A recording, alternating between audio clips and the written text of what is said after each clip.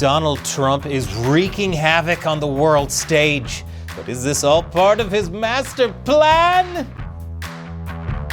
Welcome to America Uncovered. I'm Chris Chappell.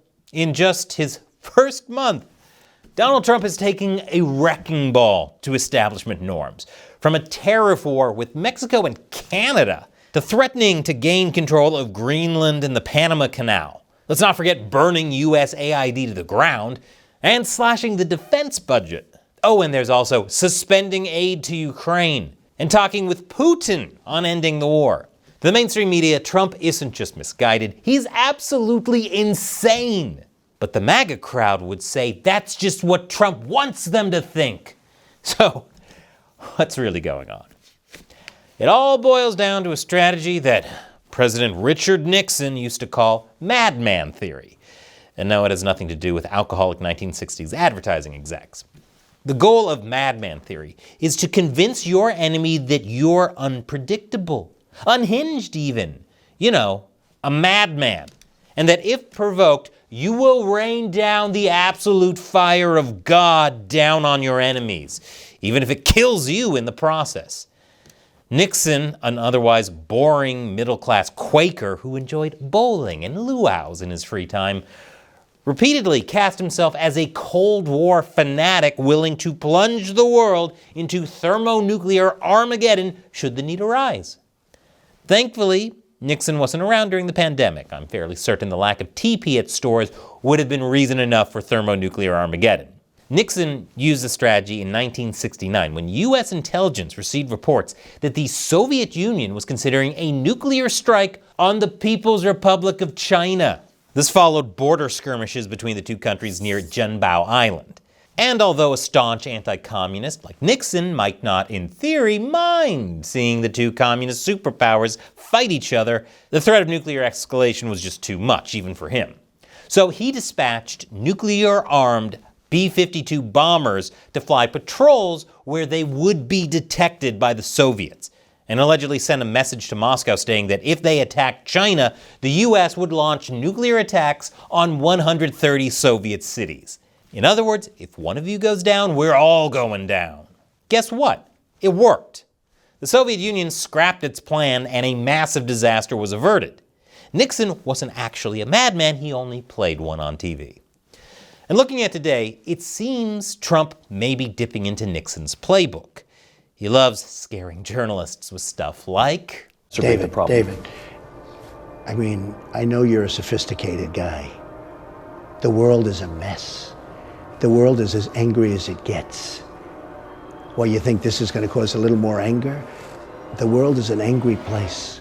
The thing is, this has gotten some results in the past. Like when he threatened Kim Jong-un with his big ol' nuclear button, eventually leading to a diplomatic breakthrough with Trump becoming the first U.S. president to visit North Korea. So maybe that's what Trump is trying to do. He's not ripping up the post-war liberal consensus, he's just using some hard-edged diplomacy to preserve the peace. Or maybe Trump does want to completely demolish the world order and create his own. Remember, Nixon famously went to China in 1972 in order to open diplomatic relations with China and Mao. These ties led to the weakening of the Soviet Union.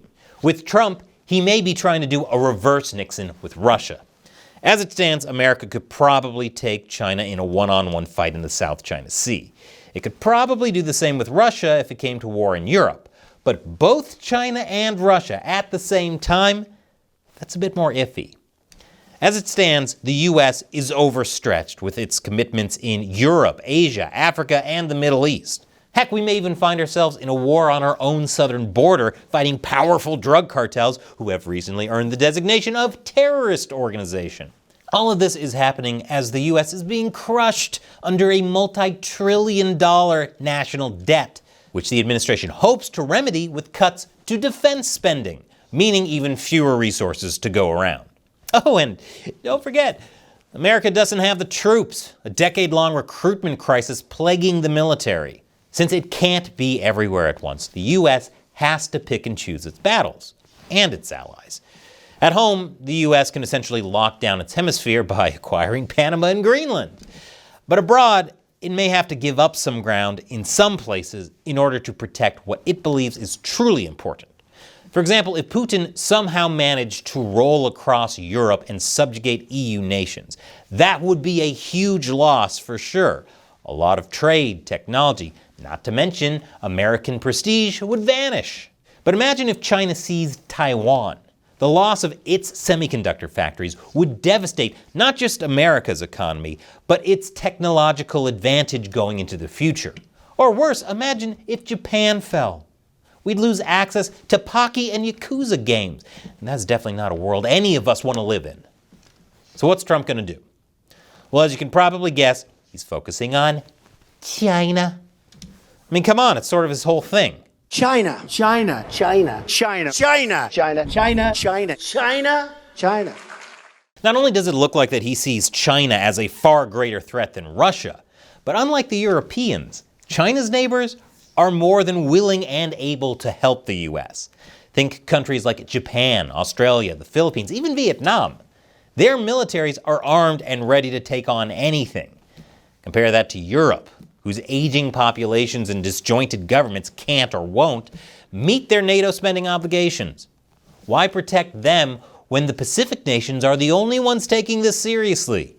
Sure, a few of the EU nations do meet their obligations and are actually trying to beef up their militaries. Maybe countries like Poland and Hungary can come along for the ride.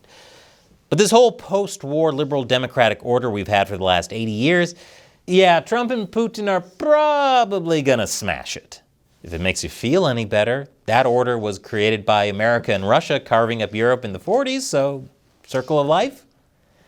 But honestly, this has been a long time coming, and it started way before Trump. Remember Obama's pivot to Asia? It was a good plan. Leave the Middle East to their own devices while America refocuses on the Pacific, although that never truly materialized on account of the U.S. getting distracted with the Arab Spring, no-fly zones over Libya, drones striking Yemen, and, of course, ISIS. That was frustrating, I'm sure. But hey, when you look back on it, you just gotta laugh. Yes, we came, we saw, he died. Now that's madman energy. Let's also not forget Obama's whole Russia reset. Before Russiagate convinced half the country that Vladimir Putin was somehow controlling American elections, the Obama administration tried getting on friendlier terms with Moscow. We even gave them this cute little reset button. Granted, the word printed on the reset button translated to something along the lines of overload, which in retrospect showed some pretty good foresight on their part. What I'm getting at is no, Trump isn't crazy.